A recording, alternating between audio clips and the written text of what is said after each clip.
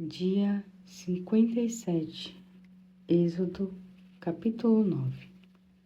O Senhor ordenou a Moisés: volte ao faraó e diga-lhe assim: diz o Senhor, o Deus dos hebreus, deixe o meu povo ir para que ofereça culto a ele. Se não deixar e insistir em impedir o povo, saiba que o poder do Senhor destruirá seu rebanho que está no campo. Morrerão os cavalos, os jumentos, os camelos, os bois e as ovelhas, porque Deus mandará uma praga gravíssima, mas a praga só atingirá os animais do Egito. Nenhum animal dos israelitas morrerá. O Senhor determinou um prazo. Amanhã o Senhor fará o que prometeu nesta terra, e foi o que aconteceu. No dia seguinte, todos os rebanhos dos egípcios morreram, mas dos rebanhos dos israelitas nenhum animal morreu. O faraó mandou verificar e viu que nenhum animal dos israelitas tinha morrido. Apesar disso, continuou com o coração endurecido e não deixou o povo ir. O Senhor disse a Moisés e a Arão: peguem com a mão a cinza de um forno, e Moisés jogará as cinzas para o ar diante do faraó. A cinza se tornará em pó fino sobre toda a terra do Egito. Esse pó vai produzir tumores que se abrirão em úlceras nos homens e nos animais em todo o Egito. Eles pegaram cinza do forno e se apresentaram ao faraó. Moisés jogou a cinza para o ar e ela produziu tumores que se abriram em úlceras nos homens e nos animais. Os mágicos nem conseguiram ficar em pé diante de Moisés, porque ficaram cobertos de tumores junto com o restante dos egípcios. Mas o Senhor endureceu o coração do faraó, e ele não deu ouvidos a Moisés e a Arão. O Senhor os tinha prevenido de que isto aconteceria. Depois o Senhor disse a Moisés: levante bem cedo amanhã e diga ao faraó: assim diz o Senhor, o Deus dos hebreus: deixe o meu povo sair do Egito para me servir.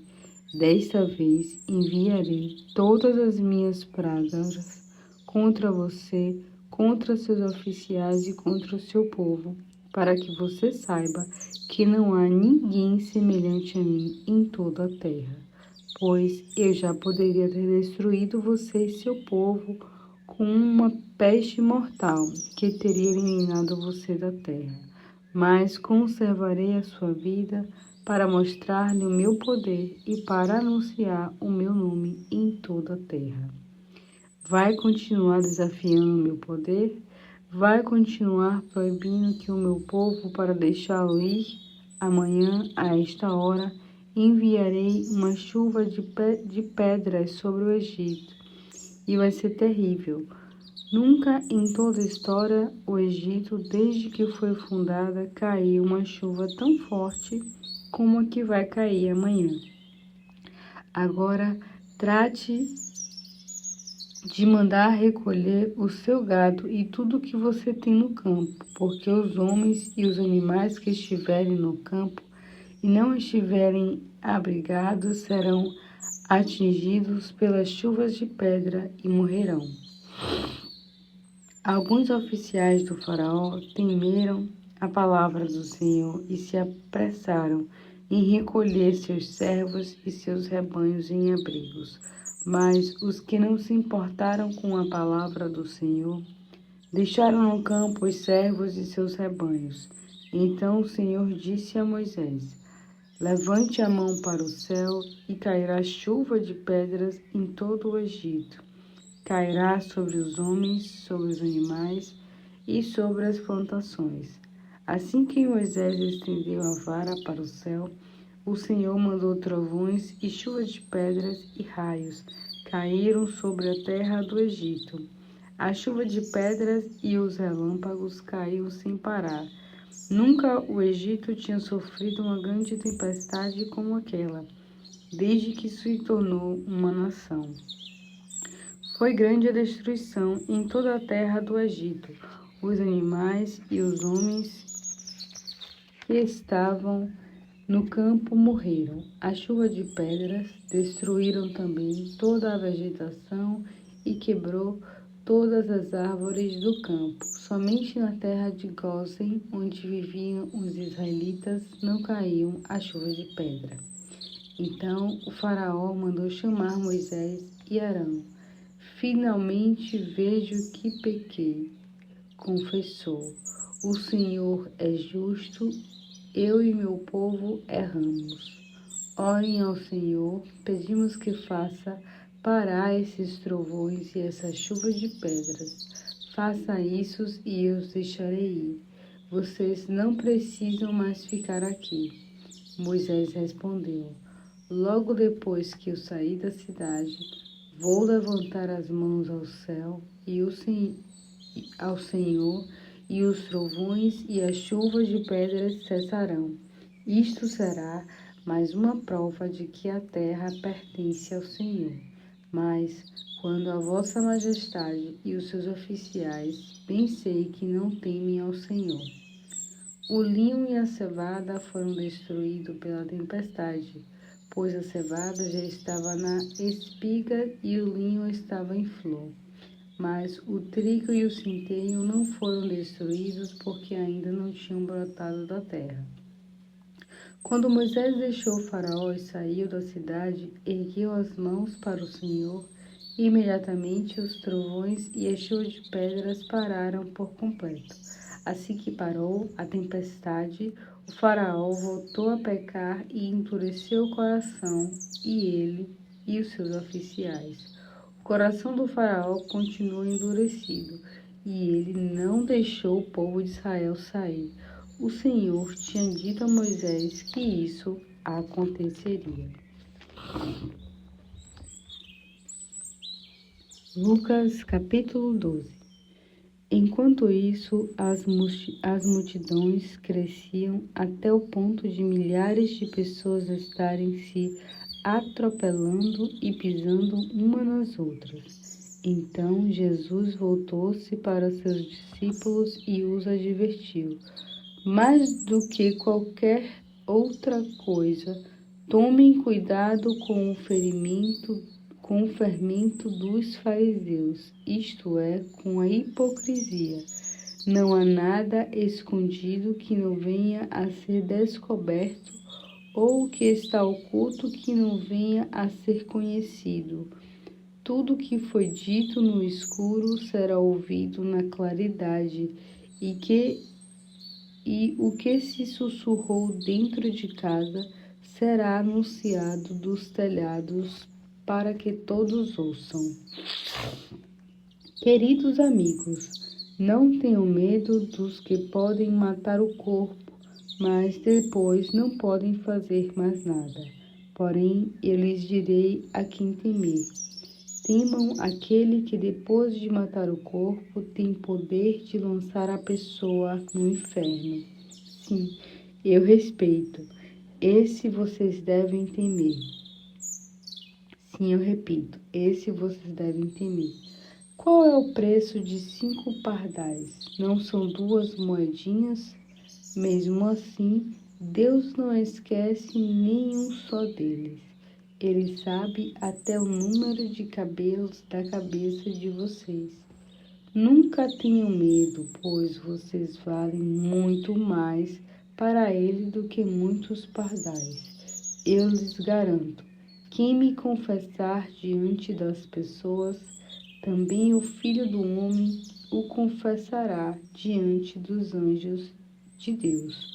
Porém, aqueles que me negarem aqui adiante das pessoas serão negados diante dos anjos de Deus. Aqueles que falam contra mim podem ser perdoados, mas os que falam contra o Espírito Santo não serão perdoados. E quando vocês forem levados a presença destes governantes judaicos e das suas autoridades das sinagogas, não se preocupem com o que dizer em sua defesa. Portanto, o Espírito Santo lhes dará as palavras certas no momento oportuno. Então, alguém gritou no meio da multidão: Mestre, por favor, diga a meu irmão que divida comigo a herança do meu pai. Mas Jesus respondeu: Homem, quem me pôs como juiz sobre vocês para decidir coisas assim?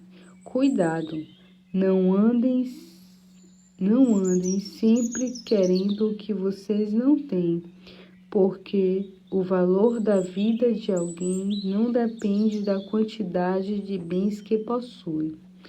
Então contou a seguinte parábola. Um homem rico tinha uma fazenda que deu boas colheitas, e com isso seus depósitos ficaram cheios, e ele não tinha mais onde colocar sua colheita. O homem pensou no seu problema. Que devo fazer? Finalmente exclamou: Já sei o que vou fazer. Derrubarei os meus celeiros e construirei outros maiores. Assim terei espaço suficiente para guardar tudo. Depois eu vou descansar e dizer a mim mesmo: Amigo, você guardou o suficiente para os anos futuros. Agora sim, descanse, coma, beba e alegre-se. Mas Deus lhe disse: Louco, você morrerá esta noite, e então quem ficará com tudo o que preparou? Sim, assim acontece com todo aquele que junta riquezas para si mesmo, mas não é rico para Deus. Então, voltando-se para os seus discípulos, disse: É por isso que eu digo a vocês, não se preocupem com a vida quanto ao que comer, ou com o corpo quanto às roupas para vestir, porque a vida é muito mais importante do que a comida e o corpo mais importante que as roupas. Olhem para os corvos. Eles não plantam, não colhem, não têm depósito para guardar seu alimento e mesmo assim passam bem, pois Deus cuida deles. E vocês valem muito mais para Deus do que essas aves. Além disso, qual é a vantagem de preocupar-se? Que bem faz? Quem de vocês, por mais que se preocupe, pode acrescentar um dia sequer à vida de vocês? E se a preocupação não pode nem mesmo fazer coisas tão pequenas, qual é a vantagem de preocupar-se com coisas maiores? Olhem para os lírios, eles não trabalham, nem tecem, nem Salomão, em toda a sua glória, se vestiu com eles. Se Deus está roupagem para as flores que hoje estão aqui e amanhã desaparecem e são lançadas no fogo, vocês não acham que ele proverá roupa para vocês, homens de pequena fé? Não se preocupem com o que comer ou o que beber, não se preocupem com nada. A humanidade cansa-se de correr atrás de comida de cada dia, mas o Pai Celeste conhece as necessidades de todos. Busquem, pois, em primeiro lugar o reino de Deus e lhes dará todas essas coisas. Portanto, não tenha medo, pequeno rebanho, porque é uma grande felicidade para o Pai dar o reino a vocês. Vendam o que têm e deem aos que estão em necessidade. Isso aumentará os seus tesouros no céu, onde não há ladrão para roubar, nem traça para destruir, pois onde estiver o seu tesouro, ali estará também o seu coração. Estejam preparados para servir e conservem acesas suas lamparinas, para quando o servo voltar da festa de casamento. Assim poderão abrir a porta e deixá-lo entrar no momento em que ele chegar e bater. Felizes os servos que estiverem prontos, esperando a volta dele. Eu lhe afirmo que ele colocará todos à mesa e se vestirá para servi-los. Ele pode vir às 9 horas da noite ou até à meia-noite. Porém, felizes são os servos que o Senhor encontrar prontos. Lembre-se disso. Se o dono da casa soubesse a que horas o ladrão viria, não deixaria arrombar a porta. Portanto, estejam sempre preparados, pois o Filho do Homem virá quando menos esperar. Pedro perguntou: O Senhor está contando esta parábola só a nós ou para todos? E o Senhor respondeu: Estou falando a qualquer homem fiel e ajuizado cujo patrão lhe dá responsabilidade de alimentar outros servos. Se o seu patrão voltar e verificar que ele fez um bom trabalho, haverá uma recompensa. Seu patrão o encarregará de todos os seus bens. Mas se o homem começar a pensar, meu senhor não voltará tão cedo, e começar a bater nos servos e servas, e a gastar o tempo com festas e bebedeiras, o seu senhor voltará sem aviso, e o afastará do seu cargo de confiança, e o castigará severamente. Aquele servo que conhece a vontade do seu patrão e não se prepara e não faz o que ele quer, será castigado com muitos açoites. Mas todo aquele que sabe que a sua conduta é má, será castigado com poucos açoites. A quem muito é dado, muito será exigido. E a quem foi confiado muito, deste muito mais será pedido. Eu vi lançar fogo à terra e gostaria que já estivesse aceso. Há um terrível batismo dentro de mim. E como eu me sinto aflito até que tudo se realize. Vocês pensam que vim trazer a paz na terra? Não, pelo contrário, vim trazer divisão. De agora em diante, famílias inteiras se dividirão, 3 contra 2 e 2 contra 3. Os pais ficarão contra os filhos e os filhos contra os pais. As mães ficarão contra as filhas e as filhas contra as mães. As sogras ficarão contra as noras e as noras contra as sogras. Então ele voltou-se para a multidão e disse: Quando vocês veem as nuvens começarem a formar-se no ocidente e logo dizem, vai chover, e tem razão. Quando sopra o vento sul, vocês dizem, hoje vai fazer calor, e assim ocorre. Hipócritas, vocês interpretam o céu tão bem, mas não sabem interpretar o tempo presente. Por que se recusam a ver por si mesmo o que é correto? Se você encontrar com o seu acusador no caminho para o tribunal, procure resolver a questão antes que cheguem ao juiz, para que este não entregue ao oficial de justiça e o oficial de justiça não o jogue na prisão. Porque se isso acontecer, você não ficará livre outra vez, enquanto o último centavo não for totalmente pago.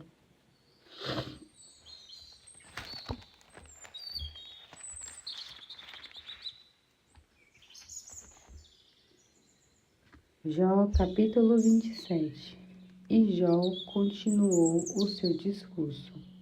Tão certo como o fato de existir um Deus todo-poderoso, o mesmo que me castigou sem julgamento e encheu de tristeza minha alma, enquanto eu tiver vida em mim e tiver o fôlego de Deus em minhas narinas, meus lábios não terão lugar para a injustiça nem para a mentira. Nunca darei razão a vocês e continuarei afirmando que sou inocente até a minha morte. Nunca abrirei mão da minha justiça, A minha consciência está perfeitamente limpa e sempre esteve por toda a minha vida. E se vocês insistem em me acusar, fiquem sabendo que isso não passa de pura maldade. Quem me acusa de ser um rebelde não passa de um perverso pecador. Que esperança tem o pecador quando chega a hora da morte, a hora em que Deus tira sua vida? Por acaso Deus atenderá aos pedidos de ajuda que o perverso fizer na hora do sofrimento? Terá ele o prazer no Todo-Poderoso? Dará a Deus um lugar em sua vida? Eu vou lhes ensinar sobre o poder de Deus. Não esconderei de vocês as realidades do Todo-Poderoso. Vocês já conhecem essas realidades, mas, apesar disso, continuam falando tolices. Eis o que Deus preparou como castigo para o perverso, a herança que o mal recebe do Todo-Poderoso. Se os perversos tiverem grandes famílias, seus filhos morrerão na guerra ou de fome. Quem escapar da guerra e da fome morrerá de peste. Ninguém chorará a morte dos filhos do perverso, nem mesmo suas esposas. O perverso pode ajuntar para prata como pó e encher vários armários com as melhores roupas. Mas quem vai gastar o ouro e usar as roupas são os justos. A casa que o perverso constrói será fraca como um casulo de uma traça, como uma palhoça qualquer construída às pressas pela sentinela. Quando vai dormir, ele é rico e poderoso. Quando acorda, descobre que toda a sua fortuna desapareceu. Como uma inundação, o medo toma conta de sua alma. À noite, ele é levado embora pela tempestade. O vento forte vindo do leste leva o perverso embora para sempre, para a eternidade. Deus manda este castigo sobre os perversos e nenhum deles pode escapar, mesmo que tentem fugir a todo custo. Ele corre e o vento assobia e o apavora com o seu poder destruidor.